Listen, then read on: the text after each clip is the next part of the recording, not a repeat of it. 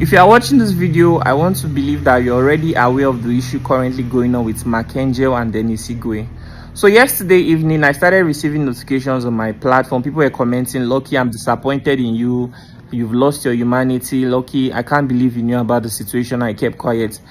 At first, I was really confused where those comments were coming from until a friend of mine reached out to me and she told me my name was mentioned on Honest Bunch podcast, that she just finished watching it. So I had to go check it out myself.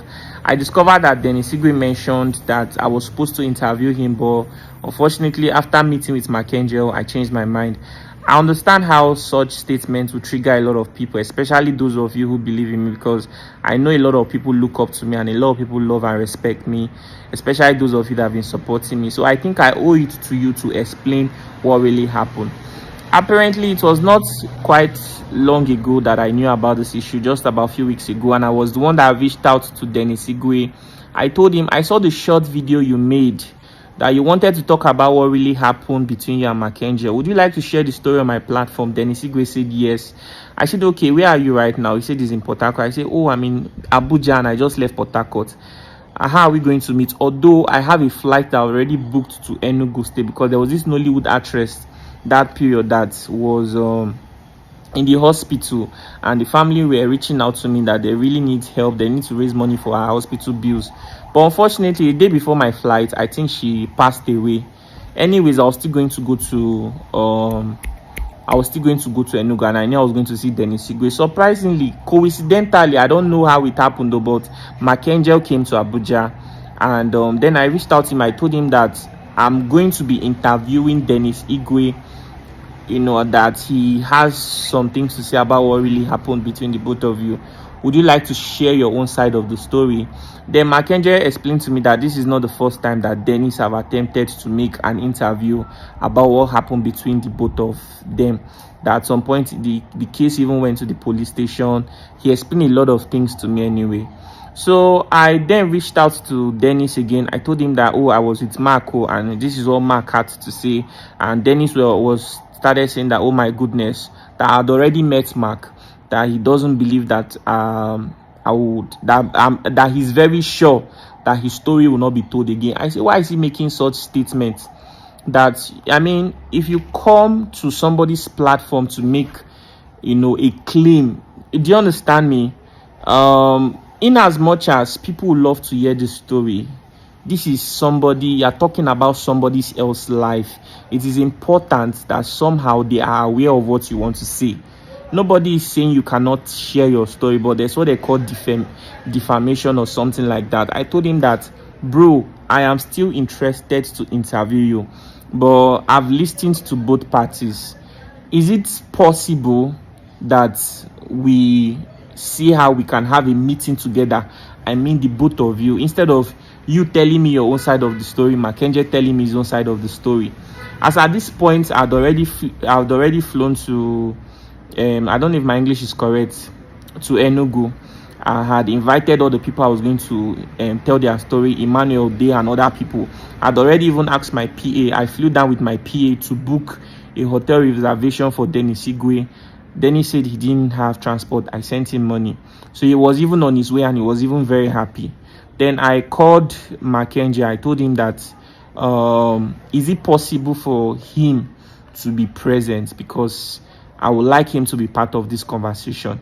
He said he couldn't get any flights to Enugu, that he's on his way to Port Harcourt.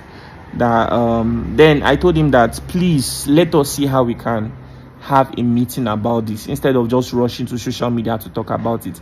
He said he wasn't interested. I should continue with whatever it is I want to do with Dennis. I told him that it is, and then I called Dennis. I said, Dennis, this is what Mark is saying.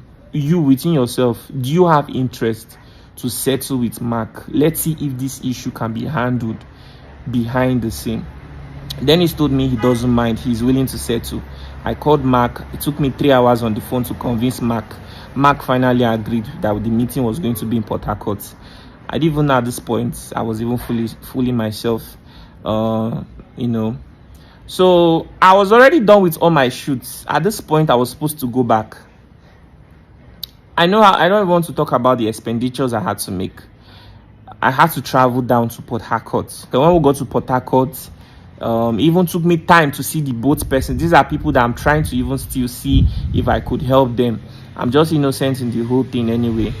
So we agreed we are going to have a meeting in the night, and yes, because according to Mackenzie, he said he had some visitors. He was having a very busy time. Although he said we are going to have the interview in his house. Later he said his house is really, really far. That is not in the center of Port Harcourt, in the town. So let's find somewhere else to meet, maybe my hotel. I said no problem. I told Dennis anything. Dennis came around. Then Mackenzie later came. But that day we had that meeting was like a Friday night. So there was a club in the hotel I lodged, and it was really, really loud. So we couldn't have a meeting there. Then Mackenzie said, let's drive somewhere. So we drove to a quiet place to have the meeting. Dennis Igwe came with his sister and his manager, while Mackenzie came with another content creator. I've forgotten the guy name though. But he's a comedian as well. Then me, I came with my PA. We all sat down together. Then I was one that started the conversation. I thanked everybody for coming. Then I told them that okay, I was the one that reached out to Dennis. Dennis said he had a lot of things to say about him. That you, Mark Angel, you cheated him. Okay. This thing, I said it in their presence. If anything I'm saying here is a lie, Dennis is alive. He can make a video to counter what I'm saying. Then I said, okay, let us address all these issues. Okay. So Dennis, can you tell Mackenzie what you told me? Dennis said the same thing. Most of the things he said in that podcast, he said them. Then I told Mackenzie, I said I could interview this guy and it will draw sympathy on all of those things, but at the end of the day, the reason for the interview is that he needs to be compensated. I believe that we can have this compensation in this meeting. Okay, Mackenzie then told his own side of the story. I don't even want to talk about it, because if I dare mention all the things Mackenzie said, it will be as if I'm siding Mackenzie.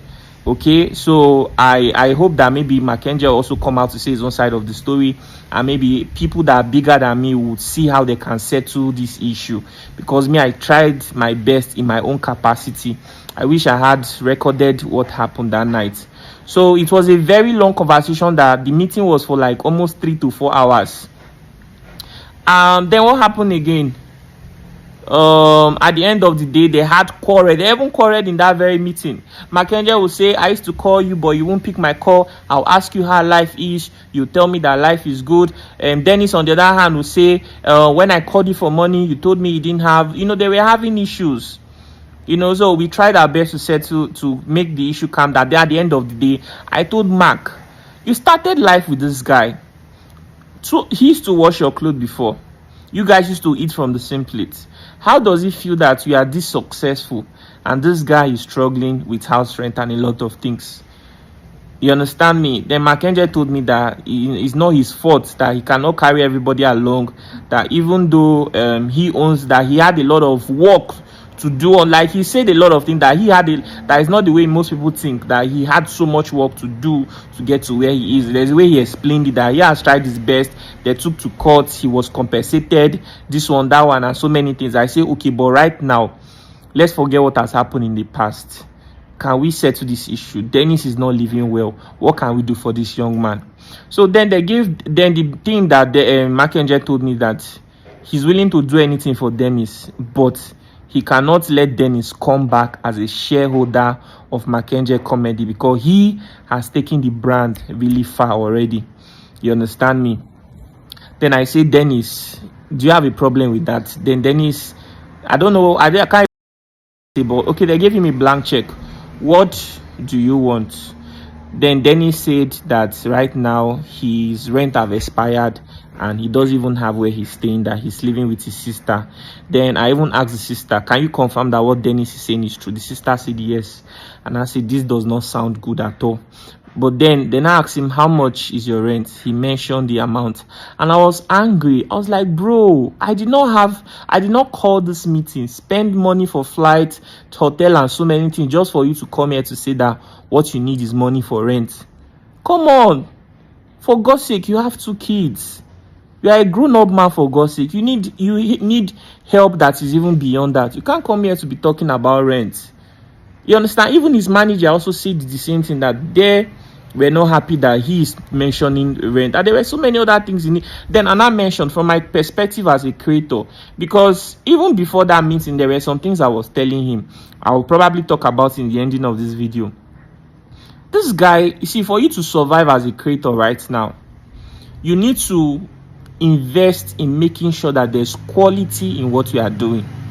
And before now, I've already even told him that apart from making an interview with you, I personally want to see you succeed. If Port Harcourt is not favorable to you, bro, you can come to Abuja and I can support you to have a life started here.